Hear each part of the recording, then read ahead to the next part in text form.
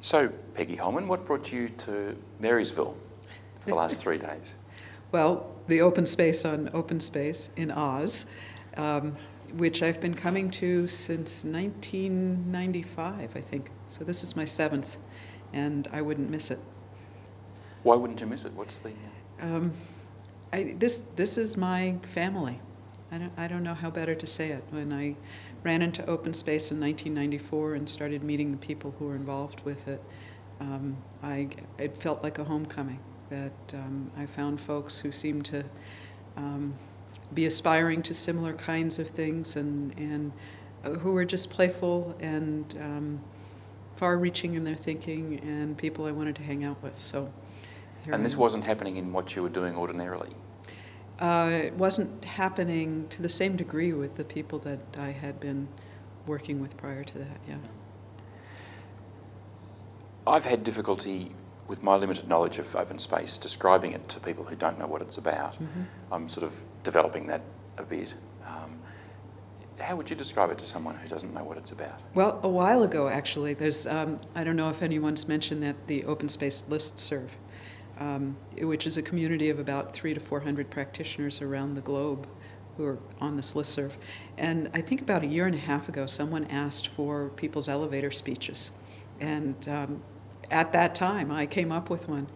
And so the way I tend to describe it is as a philosophy, a practice, and a process that enables groups of any size to self-organize around complex, important issues and actually accomplish something meaningful. And so the elements of that are group sharing, loss of control.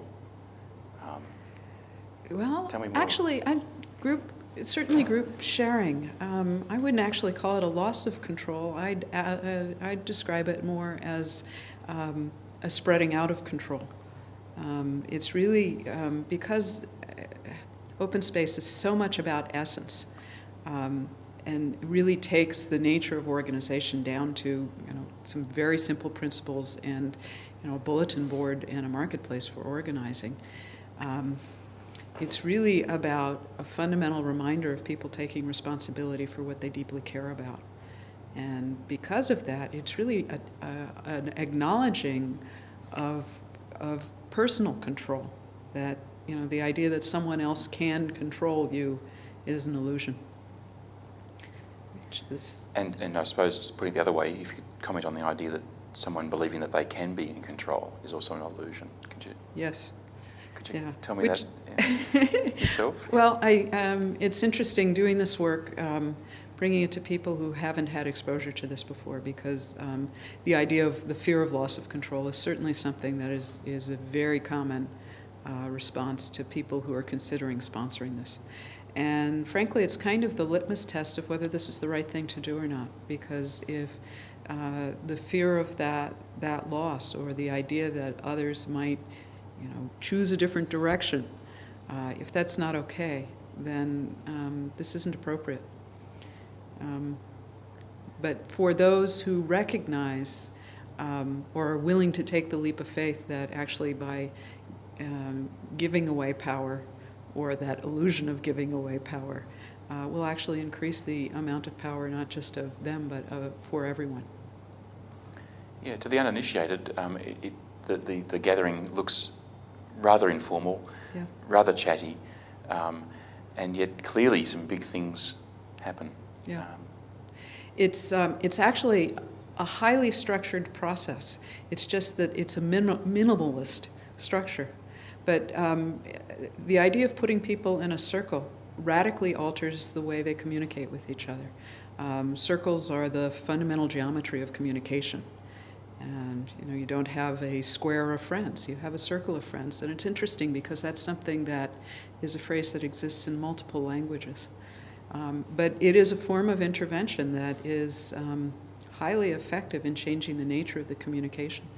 And the principles and the law and the idea of the marketplace, the ritual of coming together and going apart, which is really the community breathing together. Those are all elements of structure. And so it's appropriate structure for inviting spirit or chaos, which are really different words for the same phenomena. into the mix. And yet they're the very elements that seem to be squeezed out by other processes. Yes. So it's very effectively getting to a very high point very, very rapidly, it seems. It's open space is good for the kinds of things that fail to produce results in traditional meetings, because basically chaos and complexity are the places. It's the birthplace of creativity. And so when you've got complex issues to deal with, as so many of them are today, where the assumptions, the things that we've taken for granted no longer seem to be serving us very well, then inviting in the unknown is really what it takes to actually come up with innovative solutions that serve both individual needs and collective needs. Which was the thing when I first ran into open space. I think that's what I loved most about it, was that it seemed to be a place where people could be most fully themselves. So there was room for individuals to express their uniqueness.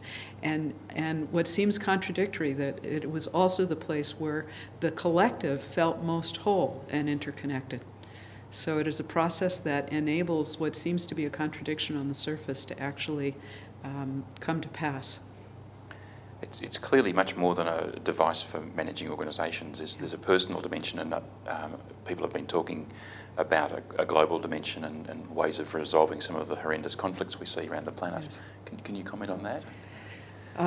It's interesting. In a course of about a month, I heard about the open space that Harrison just did in Rome with Israelis and Palestinians.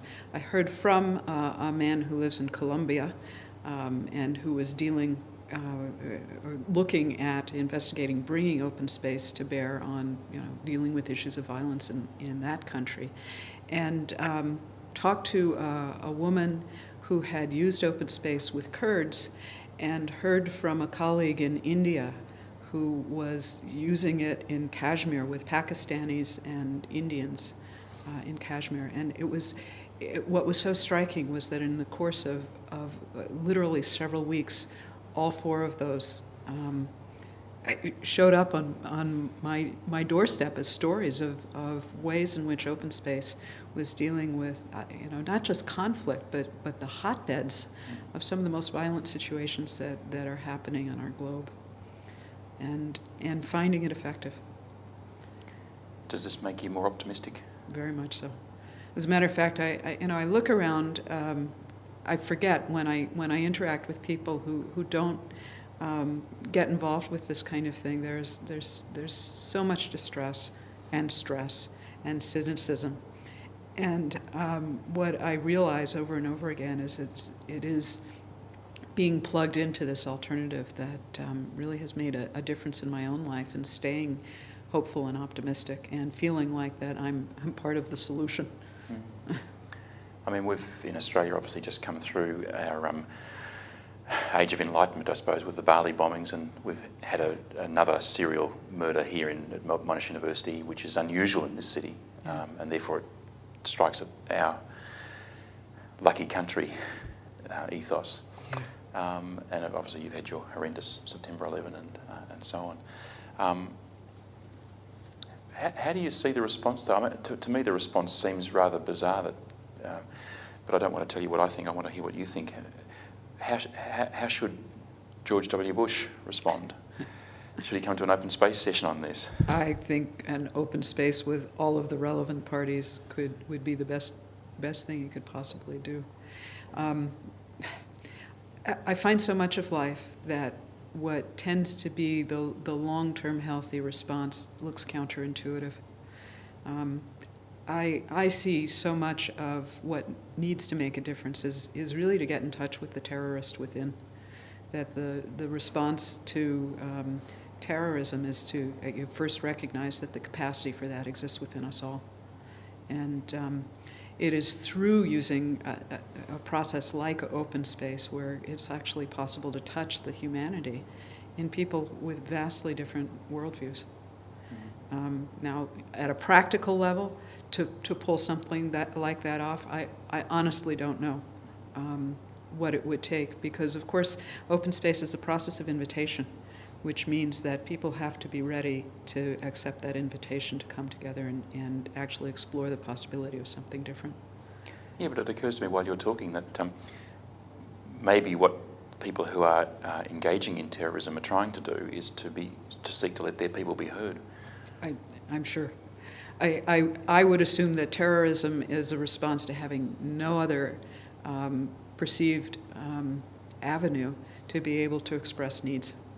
And the fact that they come out in such perverse, destructive ways has to be a statement of frustration and anger over having no other more productive way of accomplishing the same thing. So maybe if you could get them together in an open space, maybe the circle would free the tensions. Yeah. I do definitely believe that, and I certainly believe that bringing Israelis and Palestinians together was, a living, on-the-ground, real example that it's possible. And just finally, you'll be leaving here tomorrow. You go home energised. What do you take away? Oh, renewed connections, new friendships, reinforcement of ideas, new ideas bubbling. It's funny, one of the things that I've been experimenting with for the past year is the idea of, a big issue amongst open space practitioners is, okay, what do you do about action planning? How do you deal with the practical end?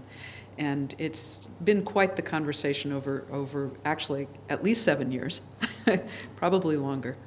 And over the last year, I've been experimenting with the way to deal with what's next is by doing another open space. So, you complete the open space, the people read the proceedings, and you literally turn around and open the space again for what moves people to action. So it's the invitation once again to look within yourself and ask, what am I willing to do to deal with the collective whole towards whatever the issue is. And it was fun because that conversation, that idea got reinforced here. And the more we talk about that, and the more I compare notes with others who are doing it, the more I begin to realize that great designs are intuitively obvious after the fact, and I think this is one of those instances. It was going to be the last question, but I just thought, I was talking this morning with the owner of this property, Yeah. and he has done some open space sessions in the States, but he still said, what are these people here? Are they the president and the committee? I said, no. I love that it's a loose network. That it truly is. It's a worldwide community without the need of formal structures. And while there are something labeled open space institutes, the truth of it is, since I'm actively part of the Open Space Institute of the U.S., I constantly ask the question: is it over? Is there a need for this anymore? And honestly, if it disappeared tomorrow, it wouldn't make a difference in the long-term health, I believe, of the open space community. It is alive and well and out of whatever box it might have ever been in, and hopefully continuing to grow.